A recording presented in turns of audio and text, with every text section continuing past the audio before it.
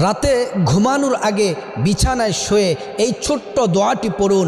প্রিয় নবী মুহাম্মদ সাল্লাল্লাহু আলাইহি ওয়াসাল্লামের পবিত্র জবান মোবারকে বলছেন, আল্লাহর কোনো বান্দাবান্দি রাতে শুয়ে বিছানায় ঘুমানোর আগে এই দোয়াটি যদি পড়ে আল্লাহ তাআলা জীবনের সমস্ত গুনাহগুলো মাফ করে দিবেন।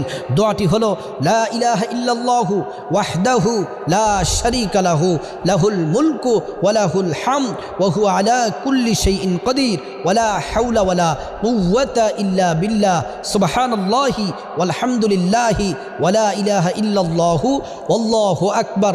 আল্লাহর রাসূল বলছেন, যদি রাতে ঘুমানোর আগে এই দোয়াটি পড়ে কোনো নর নারী এই দোয়াটি পরে যদি ঘুমায়, সমুদ্রের ফেনা পরিমাণ যদি গুনাহ থাকে আল্লাহ তাআলা গুনাহগুলা মাফ করে দিবেন।